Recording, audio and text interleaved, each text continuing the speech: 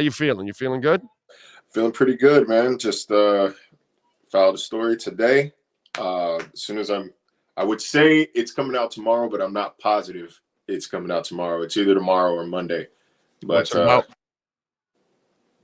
everybody's favorite subject, man, Tua Tagovailoa. All right. Looking a little bit into not just him on the field, looking at what he's done off the field this offseason, notably the jiu-jitsu element of his training, what it's entailed, how it might help, what inspired it, how they got to that decision. Looking forward to getting to share it with you. It's always a good feeling getting something out of my head and onto a page, onto paper, quote unquote paper. That was like 1,900 words of just weight off my shoulders. So looking forward to that actually coming out. So let me ask you, did you ever think of going the extra mile, Marcel Louis-Jacques? And hey, you know what? I'm going to go to this dojo, whatever it's called, and go sign up and take some jujitsu or judo for a month or two and see how you got to learn how to fall. And then, you can write about what Tua's learning how to fall. Did you ever think of a guy like you, spry, in shape, to try to do that yourself? I did the next best thing, which is I drove 45 minutes out to Coconut Creek. Okay. Up to All-American, whatever. American training. American training, yeah. American top American team. top team, that's it. American top team. And talked to Kayla Harrison, 2-time Olympic gold medalist, 19-time judoka gold medalist in various international competitions outside the Olympics. She made it interesting. So you know how Tua he misspoke early on this offseason, said that he was training in judo. She actually said, so that's how me and Kayla got hooked up. And she said judo would actually be more beneficial to him than jiu-jitsu, because while they both are related, judo is more taking somebody to the ground while you're standing up. Jiu-jitsu, you're on your back, you're grappling, you're on the ground. She said you don't play football on your back. So judo would ironically be the better thing for him, although jiu-jitsu does have elements that will help him as well. She said there's no wrong answer, but judo probably would have been her choice. She also said that she was a little biased because that is her trade, that is her art form. So I took judo up to orange belt, and the first thing you learn is how to fall. That's what she said. The first lesson is how to fall, how to break your fall, disperse your weight, all that. And based on what Tua told us about his training regimen, it kind of sounds like he was training in judo anyway. Like it didn't sound like jiu-jitsu, except for he did say he was grappling, but he's like, yeah, I'm learning how to control fall, how to tuck my chin, how to shift my weight. It's boring. It sounded like judo. It's boring shit. Because you first, like through your white belt, it is a common practice all throughout your white belt. At least that's what our sensei did.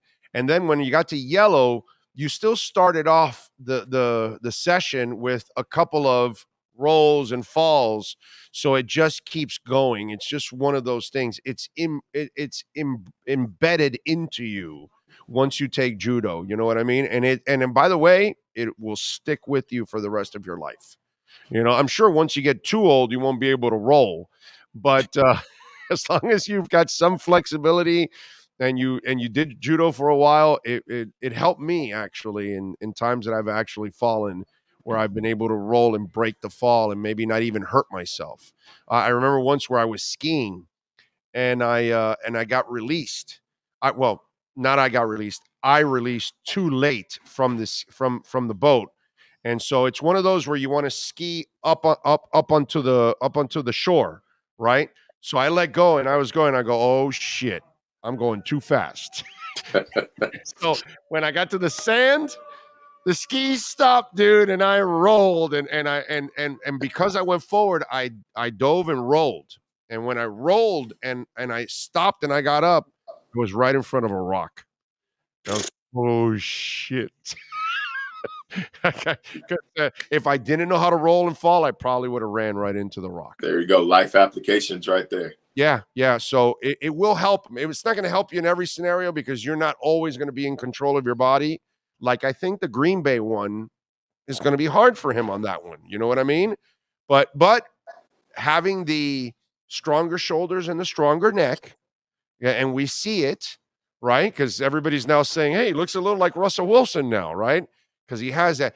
That's going to able to help him control his head whenever he is falling, and it won't be that same shock that he normally gets. So that's a good thing for him too. I still think he should get the neck roll for the hell of it. I don't know. Can you Steve Grogan? Can you still? I don't Steve know, Grogan. man. Steve Grogan. I think. Grogan. I don't know. I think adding that in at this point in your career is dangerous. Do me a favor, Sean, when you sit down here, pull up a Steve Grogan picture with a neck thing. It actually looks freaking cool. Okay? And it's protective at the same time. But Steve Grogan for the Patriots ended up playing with one of those. He didn't start off his career with that. He ended, I want to say his last, 5, 7, 8 years in the league. He ended up having one of those rolls in his back of his neck. I'll have Sean, pull up the picture. But yeah, it's one of those things. All right. The other subject that everybody's talking about, as we reported months ago, that there will be no trade and there will be no big money for him. And there was no trade and there was no big money for him. So what happens with Dalvin Cook? Because he says he wants to be a horse. He wants big money. I think he's a little delusional. And I think his agent's done a really bad job of giving him the reality that running backs are just not really cherished in the NFL at all. I don't think he's going to get the money or the amount of carries that he thinks he wants anywhere, to be quite honest. So you tell me, what do you think is happening here? All right. So first of all, he is still very, very, very, very, very good. He's still one of the best running backs in the NFL, without question. So he deserves, his talent is worthy of. So does Derrick Henry, and so does Saquon Barkley, and Aaron Jones should take a $17 million to $11 million, $6 million cap hit for a team he's done great for, and they said we can't pay you. You got to take 11, or we're going to cut your ass. Lots of running backs are dissed and disrespected, like what you're saying. He deserves a workload like that. I just don't think it happens here per se, not without a lot of reshuffling in terms of this team's philosophy. There's a lot of mouths to feed in this offense. Now, Dalvin Cook is a better running back than Raheem Mostert, Jeff Wilson, and Devon Achane. There's no argument. That's not even a discussion. No argument. No. Yeah. That's not what we're saying here. But it's more than that. Like, it's more than just force feeding. Tell me he doesn't look like a badass right there. Tell me he doesn't look like a badass. Goofy as hell, bro. What are you talking about? Why is that neck roll so badass, thick? Bro? It looks like a giraffe. Yeah, he didn't always. He has another one that has like a skinnier one with the points. You'll find another one with the neck roll. But go ahead. But keep going. Go ahead. I'm sorry. Yeah, like I don't see that they would have to change this offensive philosophy here. They'd have to change this offensive philosophy, because it's not built around one guy getting 25 carries a game. And if that's what he's looking for, I don't know if that's necessarily what they do here. Plus, any team with Tyreek Hill and Jalen Waddle, man, that's the more efficient way to move the ball. Like, that's who you're playing through. You're not a run first. So I don't know. Like I said, I've always said the money has to be right. Don't break the bank here. I'm not saying go all in here. Well, they're not going to break the bank. That's already obvious, because he knows what they offered already. He knows. He knows what the Dolphins are offering. He knows exactly what they want him to do, that he's going to be part of a carousel, and they're not offering as much. And then he's just going out there to see if he can find a deal to replace what he lost in Minnesota. And I feel bad for the guy, because I think it's very delusional at this point. in the offseason to think you're going to go get $10 million from somewhere and that all of a sudden somebody's going to say, yeah, you're our 20 carry guy. I just don't see that, dude. Not here, at least. Like I'm conflicted because they're very much in a window right now where you have to attack the Super Bowl run however you can. You never know how long these windows are going to be open for. So, I'm generally a big fan of just going all in. I love the Tyreek trade, love the Jalen Ramsey trade, loves giving whatever money it took to get Teron Armstead. Like, do whatever it takes. Big Fangio, bro. Big Fangio. I do whatever it takes because you never know. Excuse me. You never know how long your window's open for. But man, you got about 13 million. I think they got about 13 million of space right now. You can't spend all of that on Dalvin Cook. Yeah, you can't spend all of that. I'm willing to relent on spend half of it on Dalvin Cook if he's willing to go to take 6.5 even with incentives to push it up to like 8 or 9. I can see them giving. I don't think they even go that high. I think they're at the 4.5 range. That it'll get to 6 with incentives, or maybe 7. I don't even know if it's that high. I don't even think they'll go to 7. To be honest, I don't think they're going to go close to that because I think they want to keep themselves open to re-sign their guys, and if they can make a move for a lineman, I think they will, because I think that's the thing they're looking for. Is if there's a lineman out there, if there's a team that has an extra one and they can try to make a move for a guard or a tackle, that's what I think that they could end up doing. But a running back, I don't think they're killing themselves to add another running back because you just said it. You'd have to readjust everything you're doing, and they like their guys. They love Mostert. They love Wilson. And the head coach is the guy that wanted A-Chain, and that's obvious as hell. So that tells me he has a plan for that kid already. And if you bring in Dalvin Cook, that kind of cock blocks a lot of that stuff. And that all of a sudden you kind of make that room very uncomfortable, by the way, to be quite honest. People will be a little disappointed because they were expecting a certain workload and now they're not getting it anymore. You know what I'm saying? Yeah, although I think Mostert and Wilson are team first guys, but also, both of them recently left their last situation or asked to leave their last situation because of the role that they were getting. Like Wilson specifically, McCaffrey, when they traded for McCaffrey, Wilson asked for a trade. He said, I want out. It would essentially be the same thing, same exact thing here. It just, I don't know, it's a business. So from a purely talent standpoint, once again, if the money is right, Dalvin Cook's a no-brainer. Attack your Super Bowl window.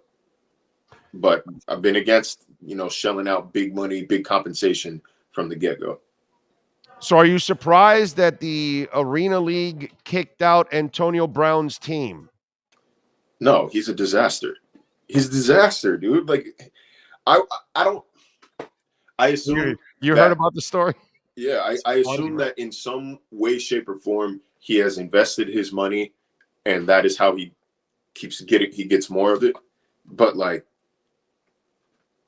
dude, it's a shame to see how far his career has fallen. Without the off-field stuff, he would still be playing today at a high level. Yes. Today. He'd be one of the best receivers in the NFL today. His talent never dropped off at any point, despite all the crap. His talent never dropped off. Yeah. He was impossible to deal with, impossible to work with. And everything, nothing was ever his fault. Yeah. It was always Bruce Arians did this. Well, Tom didn't do that. Well, they didn't go to bat for me here. Well, they didn't want. Always his fault. That tenure, the summer with the Raiders, it might. What's crazy is I feel like so much has happened in the NFL over the past 4 years that we forget about that. That, like, when's the last time you thought about that summer with the Raiders? Like, I almost forgot it happened until just now. I think that is one of the most ridiculous storylines in NFL history. In NFL history, the man didn't even make it to preseason. He didn't make it in a game. Yeah. Over what? Over a frozen foot and a helmet? Like, come on, bro. Yeah. It's awesome. Well, speaking of being hard to get along with, and since you're a former, let's say enemy insider. So what's going on with the petulant Stephon Diggs and the Buffalo Bills now? What is he whining and crying about now? Because he's got his money, he gets his catches. What, he needs more catches now? What's the problem with Josh Allen now? What's going on here? Yeah, it's from what I understood back in January. Stephon was starting to become a little unhappy with his role, with the targets he was getting or wasn't getting. I don't know what this argument is about. It's obviously not contractual and financial, and that is what I think is the most concerning. If he was a little underpaid and didn't show up, or had to, was given permission to leave the facility, aka told to go home, then I think this is a non-story. Like, oh, he just wants money. He's made $24 million this year. I know.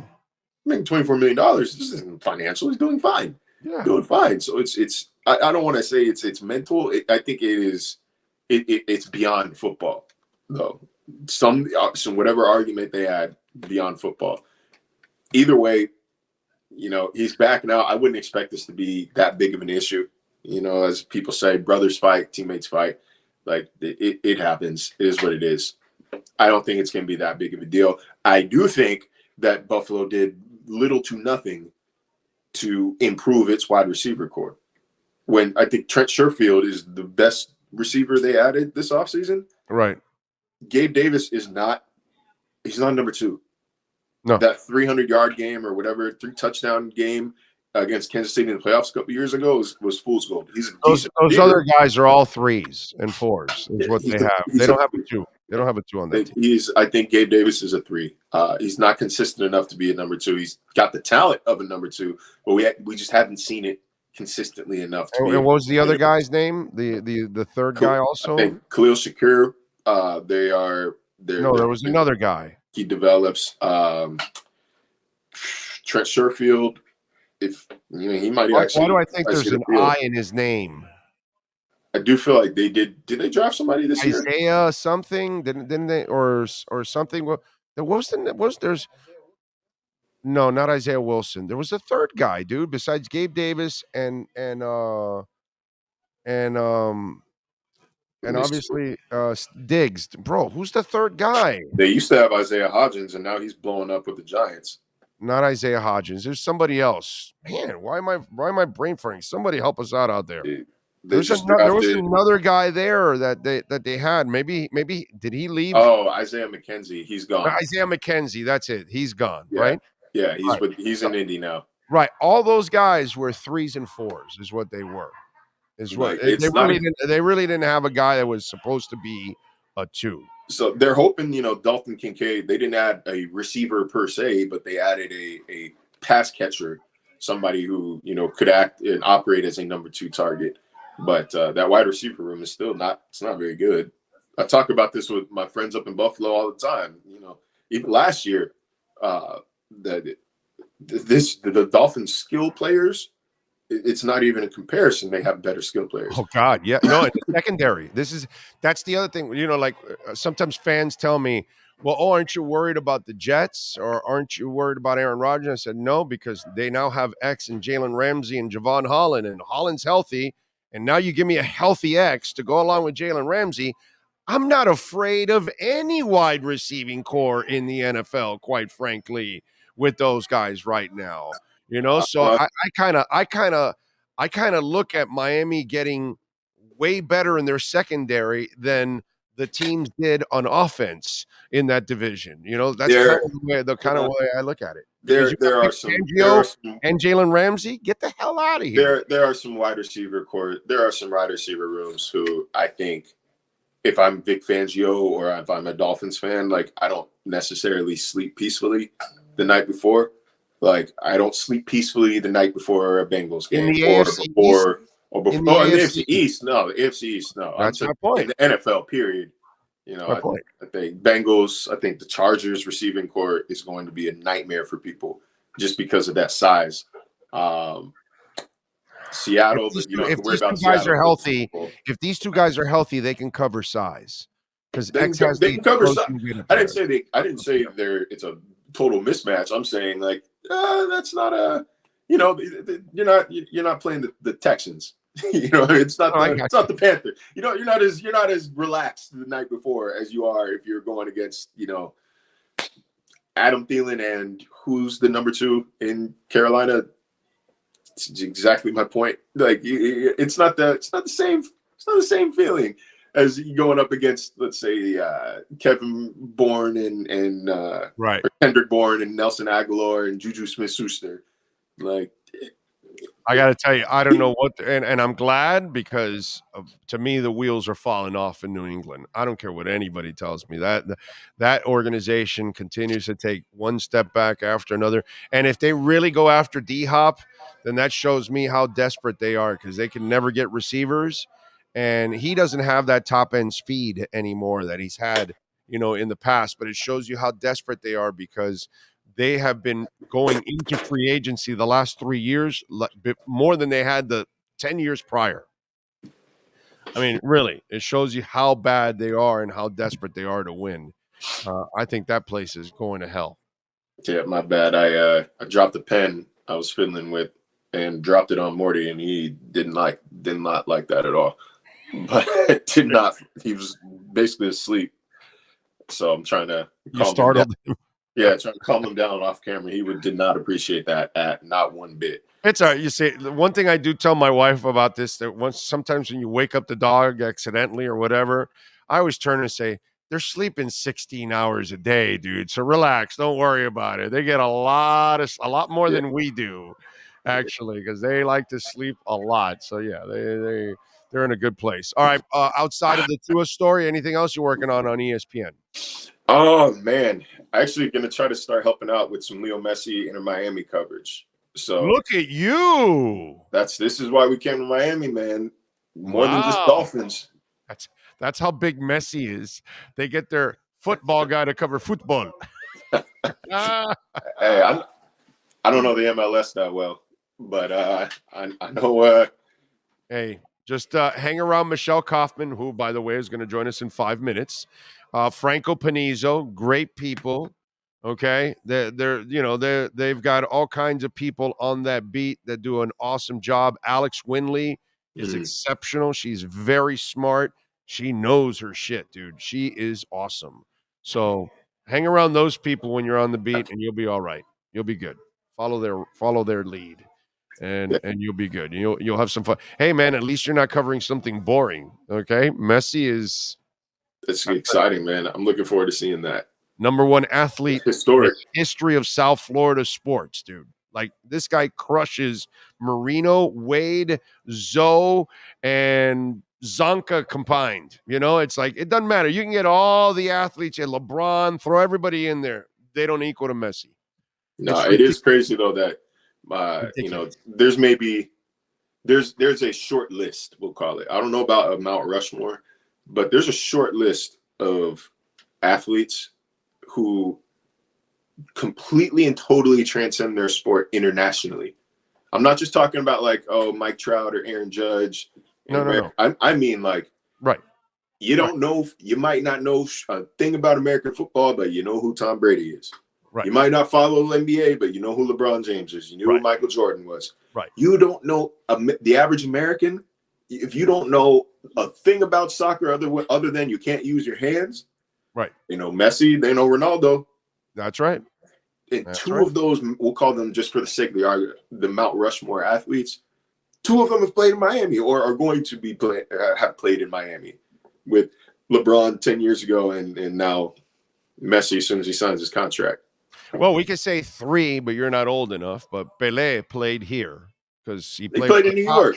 He played for the Cosmos, but then he visited the Strikers here in Fort Lauderdale. Oh, well, I didn't know that part. There you go. So we've had visits from the greatest of the greats. No, but this reminds me of the Pelé thing, 40 times over.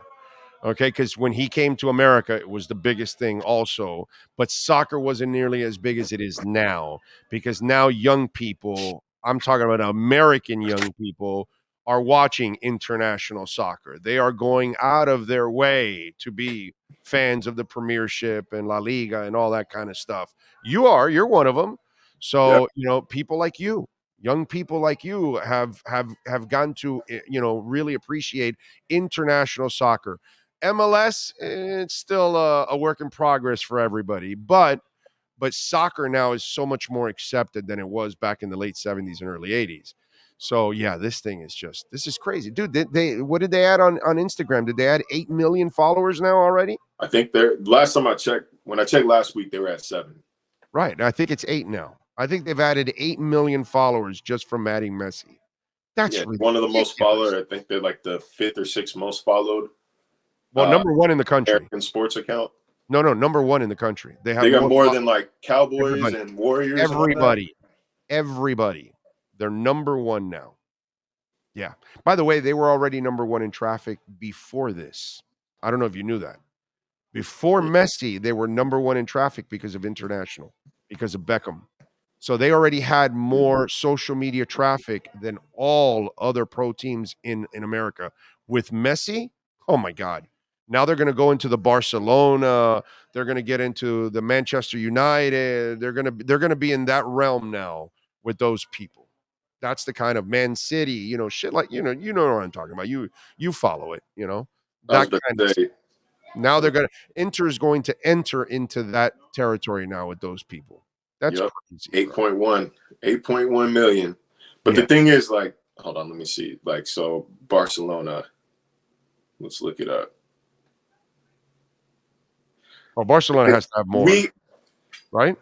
Yeah, but look, the thing I've learned about Instagram is there are more followers on this app, more users of this app than you think, than you realize, and especially internationally. Like, soccer players, soccer stars, soccer teams, internet, the popularity is beyond what we can comprehend here. FC Barcelona has 122 million followers. 122 million followers. There is not an American sports franchise that exists right now that's sniffing those numbers at any point. Amen. It's crazy stuff. All right, follow him on Twitter at Marcel_LJ. Marcel, as always, thank you, my brother. Appreciate you. As always, we will catch up down the line, my friend. Thank you. Yes, sir. There you go. Marcel, Louis-Jacques, Welt Rheaume. I was just talking to Jeff Welt, folks. Bankruptcy, homeowner property damage, condo damage, criminal defense, business owner claims, commercial litigation, personal injury. They handle it all, folks. That's why I'm telling you, call Welt Rheaume. They are in Hollywood. If you're dealing with any damage, if you're dealing with an insurance company and you're tired of it, they're giving you the runaround, stop calling them. Call Welt Rheaume, let them take over, and they will bring the insurance companies to their knees like they did with us when Progressive was screwing or trying to screw us. And Welt Rheaume put the screws on them, and we got what we needed to fix our home. They'll do the same thing for you. Doesn't matter where you live, folks. The consultation is free. One of our listeners in Orlando just hired Welt Rheaume. So give them a ring, 954-966-4646. That's 954-966-4646 for Welt Rheaume.